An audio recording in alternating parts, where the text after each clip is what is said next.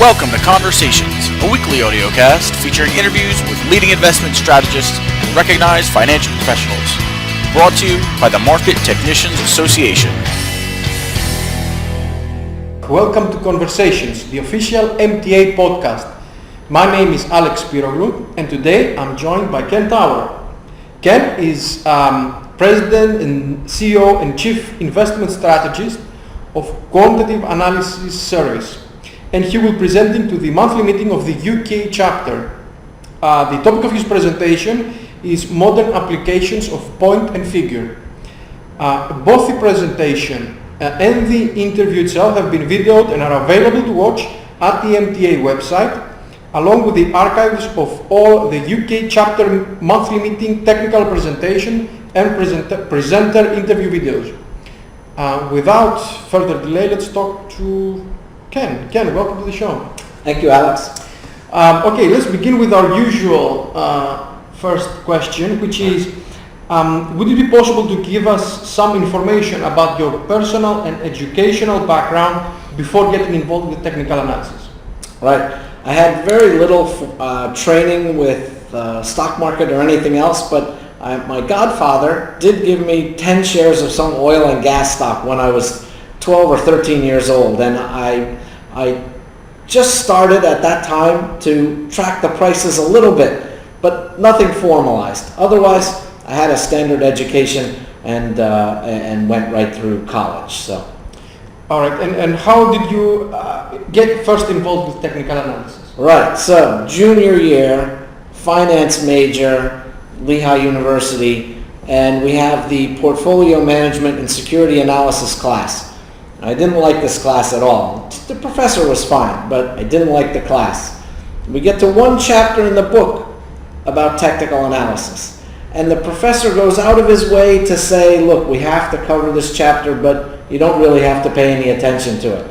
Well, I started to look at the graphs. I've always been a little numbers oriented anyway, and right away I thought I found something that I can make some sense out of. And from there, I got involved with the Lehigh Investment Fund at the time. It was the very early days of cable TV. I went down to the party room where we had the TV. I would get down there right after lunch. Some of the guys coming down to watch the Three Stooges were not happy with me, but they had a ticker tape. They had a very rudimentary business channel with just some numbers that would scroll across the screen, and they had the ticker tape running across the bottom, and just started to follow the markets from there. One other guy in the fraternity was interested. We just sort of took off from there. So by the time I graduated, that was junior year, by the time I graduated, I was into the daily graphs from O'Neill, and I had at least a rudimentary knowledge. All right, okay, thank you very much. Could you please describe us your day-to-day responsibilities and which is the most challenging aspect of your job? Right, well, the most challenging aspect is, I don't know, I have a lot of challenging aspects at the moment. But I think the most challenging aspect is still finding a way to help your clients make money. When you're on the research side, it's one thing to have great research.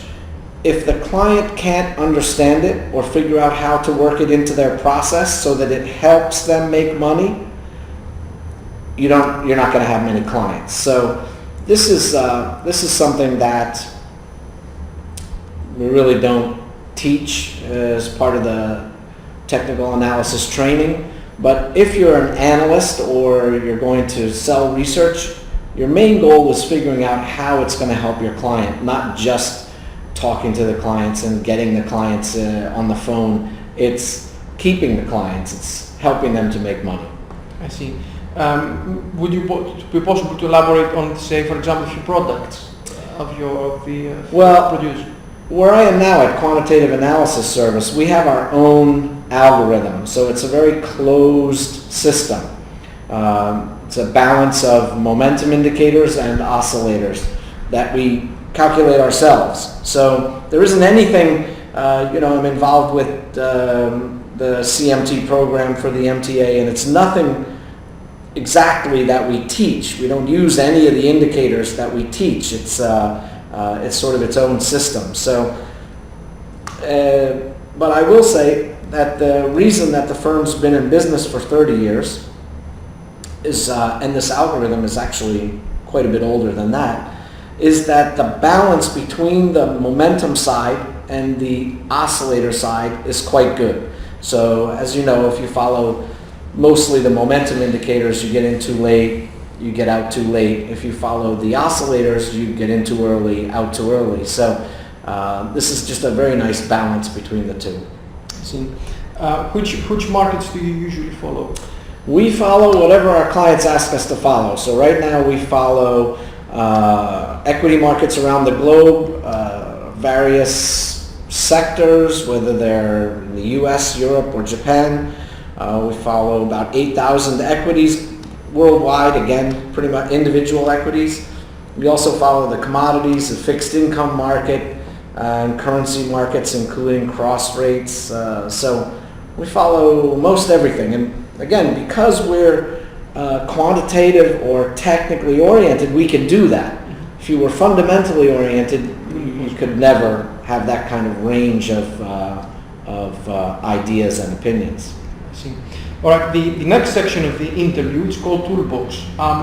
Could you please talk about your favorite tools and techniques? What do you specialize in? Well, again, for the last 5 years I've been at QAS, and we specialize in entirely our own system. So, because that's what clients are paying us for. Before that, I grew up in the world of point and figure. I got a job right out of college as an institutional salesman at a small investment boutique where they specialized in point and figure charts. So I really enjoy point and figure charts. I enjoy the clarity that they bring, the sort of, well, clarity is the right word. It's just nice and clear. We did one box charts almost exclusively, the old traditional method, and I really found them to be very helpful. Now, more recently, the software has finally evolved to catch up with the point and figure, the different construction techniques of point and figure, and now you can start to apply a whole host of indicators to your point and figure charts, which would make them even better. So that would still be my favorite tool. I love candlesticks and moving averages and a whole variety of oscillators. But if I'm on a deserted island somewhere and I can only get this tiny little, 12 or the old ones were 300 baud dial-up modem on my deserted island, then I'm going to go with the point and figure charts. I see. Which people have been your greatest influences? And if you had to pick 3 technical analysis books, which ones would you recommend? Right, and that's hard to do. Certainly, I learned the business from Anthony Tabell, who was my boss at Delafield Harvey Tabell, and Tony Tabell was the second MTA president. So we had a long history, and my boss in between Tony, who was the big boss, was Bob Simpkins. He was also MTA president. So I had this introduction to the MTA at my firm. So certainly, as far as the people I've worked for, I worked there a long time, Tony Tabell was a very big influence, very bright guy, really knew the markets. He had learned from his father. Edmund Tabell was a very good technician, and Tony Tabell's uncle was Richard Wyckoff way back in the day. So had a very long schooling on technical analysis, and but other guys I've read, John Murphy's Intermarket book I thought was great. More recently, as much as I know about point and figure charts, I learned more from Jeremy Duplessis' recent point and figure book. So what else?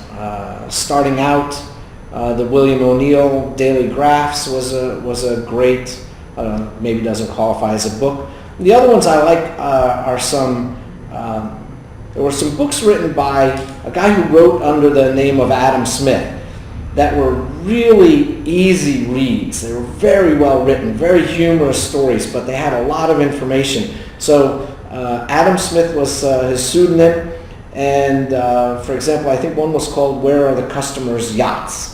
Where are the customers' yachts? But they were great books to read, good introduction, and as I say, easy reads.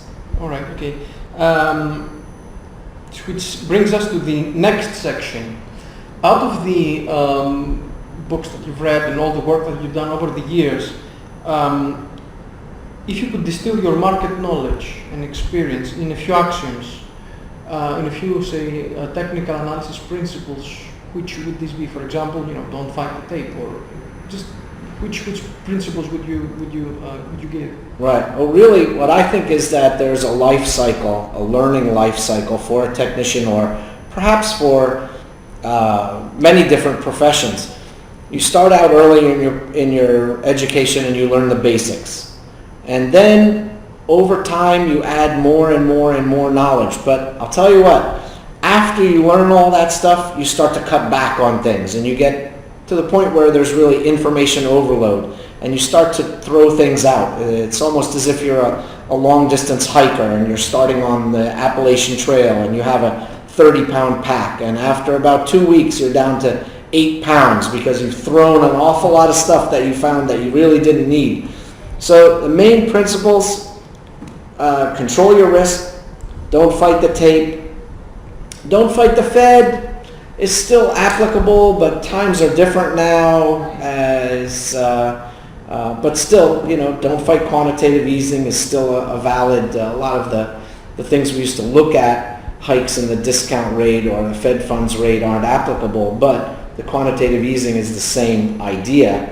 So you still don't want to fight the Fed, but controlling your risk is the biggest one to keep in mind. Okay, fun fact. What does Ken do outside of market hours? Do you have any hobbies? I've given up most of my hobbies. I like to get together with my friends and have a few pints and just talk about what's going on. I used to enjoy sailing, but I really don't have that much time for that anymore, and or playing cards, which is, of course, completely antiquated now, but those were fun things to do. I see, brilliant, okay. And I guess that wraps up today's MTA podcast. My guest today was Ken Tuie. For the MTA, I'm Alex Spiroglou, and I'll see you next time. Ken, thank you very much. Thank you, Alex.